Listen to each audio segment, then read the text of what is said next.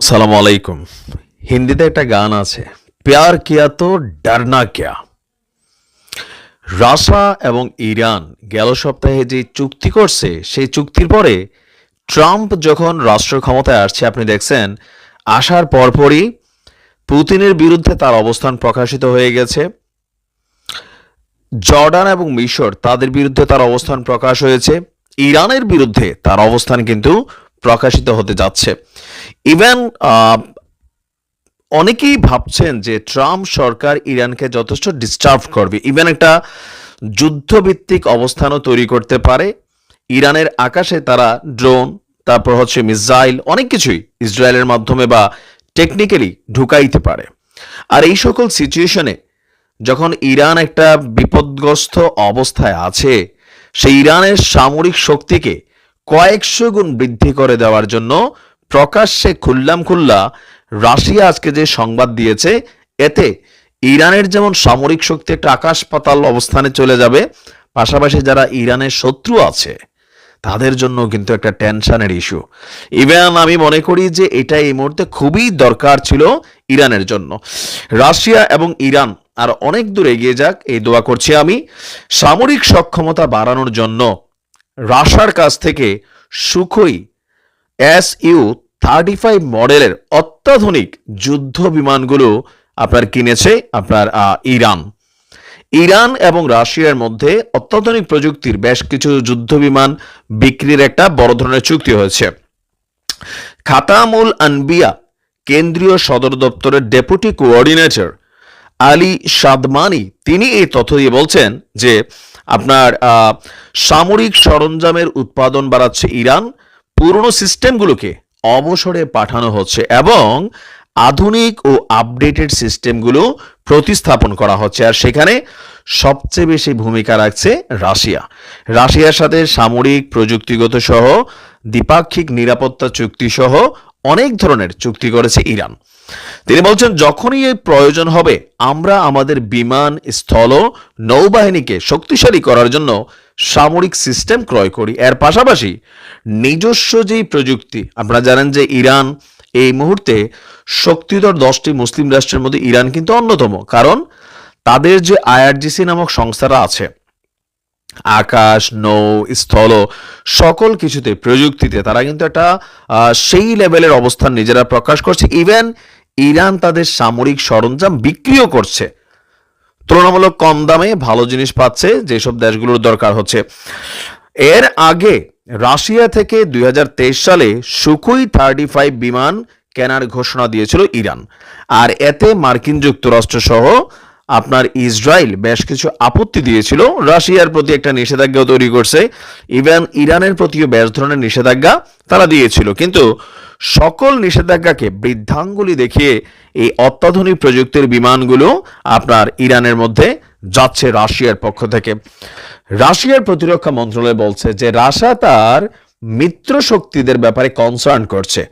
আর যেহেতু মধ্যপ্রাচ্যের অন্যতম শক্তিশালী রাষ্ট্র ইরানের সাথে রাশিয়ার ভালো একটা সুসম্পর্ক আছে এবং দুই দেশের মধ্যে গেল সপ্তাহে যে চুক্তি হয়েছে সেই চুক্তি অনুযায়ী যে কোনো বিপদে ইরানের পাশে রাশিয়া দাঁড়াবে। আর মজার একটা বিষয় হচ্ছে যে ইরান, রাশিয়া, চীন, ট্রাম্প যখন রাষ্ট্র ক্ষমতায় আসছে, চীন এবং ইরান, রাশিয়ার মধ্যে কিন্তু একটা ফোন আলাপ হয়েছে পুতিন এবং শি জিনপিং এর মধ্যে। এই মধ্যপ্রাচ্যের ইস্যু, দক্ষিণ এশিয়ার ইস্যু বা আপকামিং যে ঘটনাগুলো ঘটতে যাচ্ছে, ট্রাম্প যে ভূমিকায় যাচ্ছে, সবকিছু মিলেয়া একটা নিজেদের মধ্যে সম্পর্কটাকে একটু ঝালাই করার চেষ্টা করছে আপনার ইরান, রাশিয়া এবং চীন, আর পাশাপাশি উত্তর কোরিয়ার কিম জং উন। তবে কিমের জন্য একটু পজিটিভ বক্তব্য হচ্ছে, ট্রাম্প কিমের সাথে সম্ভবত অনেকে বলছেন যে একটা পজিটিভ সম্পর্কে বিশ্বাসী, তো সেটা হচ্ছে পরবর্তী টার্গেট। তবে ইরান কিন্তু আপনি দেখেন গেল সপ্তাহে আমি একটা নিউজ দিয়েছিলাম, পাকিস্তানের সাথেও কিন্তু তারা নিজেদের যেই সামরিক সরঞ্জাম উৎপাদন, পাশাপাশি প্রযুক্তিকে আপডেট, ওরকমও কিন্তু আরেকটা চুক্তি করছে। এইভাবে যদি একটা দেশ আরেকটা দেশের সাথে কানেক্টেড থাকে তাহলে আমরা হয়তো আর অনেক ভালো কিছু দেখতে পাবো।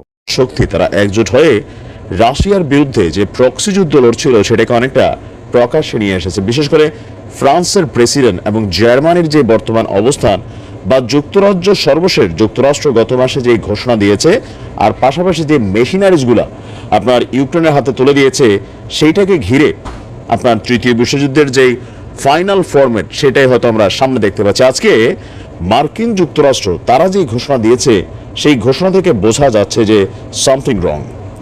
ইতিমধ্যে আপনারা জানেন যে আমেরিকার খুবই কাছাকাছি একটা রাষ্ট্র কিউবা, সেখানে রাশিয়া তাদের যুদ্ধ জাহাজ পাঠাচ্ছে, আর আশঙ্কা করা হচ্ছে সেই যুদ্ধ জাহাজে পারমাণবিক মেশিনারিজ আছে। আর সেই জায়গা থেকেই ক্রমবর্ধমান হুমকি চীনের পক্ষ থেকে আসছে, রাশিয়ার পক্ষ থেকে আসছে। আমেরিকা তাদের মোড়লগিরি বা নেতৃত্বকে ঠিক রাখতে হলে রাশিয়ার বিরুদ্ধে তাদের অবস্থান শক্তিশালী করতে হবে। তবে এই মুহূর্তে মুখের কথায় আর চিরা ভিজার মতন সিচুয়েশন নেই।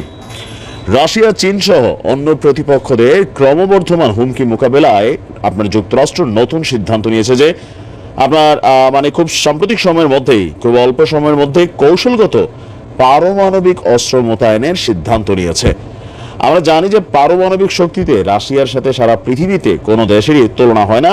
Putin is the boss. White হাউসের পক্ষ থেকে আপনার এই বার্তা সামনে এলো। দেশটির আর্মস কন্ট্রোল অ্যাসোসিয়েশন আয়োজিত এক অনুষ্ঠানে জাতীয় নিরাপত্তা পরিষদের অস্ত্র নিয়ন্ত্রণ বিষয়ক শীর্ষ কর্মকর্তা প্রণয় ভাদ্দি আপনার আমেরিকার নীতিগত এই অবস্থানের কথা তুলে ধরেছেন।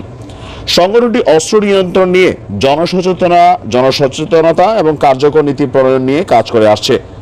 তাদের বক্তব্য হচ্ছে যে এই মুহূর্তে আমাদের প্রতিপক্ষরা মানে রাশিয়া বা চীন, আমাদের প্রতিপক্ষরা যদি নিজেদের পারমাণবিক অস্ত্রের মজুদ বাড়ানোর বর্তমান নীতিতে পরিবর্তন না আনে, তাহলে আগামী কয়েক বছরের মধ্যে আমরাও আমাদের যে পারমাণবিক অস্ত্র যে উৎপাদন বৃদ্ধি বা সেটাকে প্রণয়ন অথবা মহড়া সামথিং এরকম যা আছে, আমরাও সেটা বাড়াতে যাচ্ছি।